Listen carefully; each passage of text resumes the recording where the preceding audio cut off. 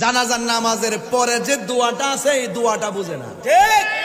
জানাজার নামাজের পর সম্মিলিত দোয়া, লাশটা সামনে রেখে সবাই মিলে একসঙ্গে দোয়া হয় নাকি হয় না? যদি বলেন যে এই যে এভাবে দোয়া রাসূল করেছেন, সাহাবীরা করেছেন, কি বলবে? দোয়াই তো করছে, তোর জলে কেন? ইজা সাল্লাইতুম আলাল মাইয়িতি ফাখলিসু লাহু দুআ। এখানে আখলিসু না ফাখলিসু, এই ফা অর্থটা অনেকে বোঝে না। এই আতেফা হরফে আতেফা এই অর্থ বোঝে না। এটা যখন শব্দ এবং যাদের মাঝখানে আসে বিলম্ব না, অনতি বিলম্বে সাথে সাথে চিৎকার মেরে কোন সুবহানাল্লাহ। আল্লাহ বলছেন ফাসাজাদু, হে ফেরেশতারা তোমরা সিজদা করো। ফাসাজাদু, সাথে সাথে ফেরেশতারা সিজদা করছে, 3 দিন পরে না। এই জন্য আমরা যখন জানাজার নামাজ পড়াই ফাখলিসু, তোমরা খালেস ভাবে দোয়া করো। এটা দাফনের পরে না, এটা দাফনের আগে, দেরি করে না, সাথে সাথে। এটার নাম হলো ফাখলিসুর অর্থ করেন সুবহানাল্লাহ। বাবা অর্থ বুঝতেছেন তো? এটা অনেকে বুঝে না, আর অনেকে গাউরামি করে, অনেকে গায়ে পরে অনর্থক ঝগড়া করে। সারা জীবন শুনেছি মৃত্যু জীবিত মানুষ, জীবিত মানুষের সঙ্গে দুশ্মনী। এখন থেকে মানুষ মারা যাওয়ার পরও দুশ্মনী। এই লোকটা মারা যাওয়ার পরে সব বন্ধ, শুধু দোয়াটাই তো পুঁজি। এই যে আমাদের নিজামুদ্দিন কায়সার ভাইয়ের আম্মা মারা গেছে, কত ব্যতীত হইয়া দোয়া করলাম।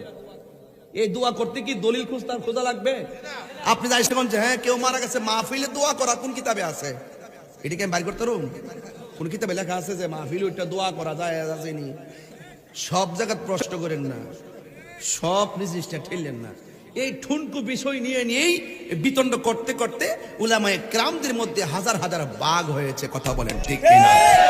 যদি ভাগগুলো না থাকতো তাহলে একটা প্ল্যাটফর্ম হয়ে যেত। আজকে এই সমস্ত বিষয়াদিগুলো নিয়ে হাজার ভাগ করার কারণে উলামায়ে কেরাম কাঙ্ক্ষিত জায়গায় যেতে পারে না। বুঝেন? এই যে দেখেন, আমি যদি বানাই বলে আমার তো বলবেন আমি কি বুঝাতে চাচ্ছি, আপনি তো বুঝেন না। ইজা কুমতুম ইলা সলাতি ফাগসিলু বুজুহাকুম, ফাগসিলু। নামাজে দাঁড়াইবেন, উযু করন লাগবো নি? কথা কনা, উযু করা লাগবো নি? উযু করা লাগবে। মারহাবা জোরে বলেন। এই অর্থগুলো অনেকে তুলতে পারে না, অনেকে জানে, জানি না সত্য গোপন করে। আমরাও জানি দাফন করার পরে দোয়া আছে, এটা হাদিস আছে, এটা আমরা জানি। কয়েকটা কাজে দেরি করা যাবে না, এটা আমরা জানি। জানাজার মারা যাওয়ার পরে তাড়াতাড়ি দাফন করো, তাড়াতাড়ি দাফন করো। তাড়াতাড়ি করতে যাই যদি লাস্ট 3 দিন রাখতে ফুতে বিদেশ থেকে আইলে দাফন করবো, যা কই। কথা কোন ঠিক না বেটি? এতটা বুঝায়েন না, এত ফাইজলামি করেন না, এগুলো ভালো লক্ষণ না। মৃত্যু মানুষ দোয়াটা তাদের কবরে যাবে। আপনারা এরপর আমরা কেন আরেকটা কারণে দোয়া করি, যে জানাজার পর দেখবেন সাথে সাথে অনেক মানুষ চলে যায়।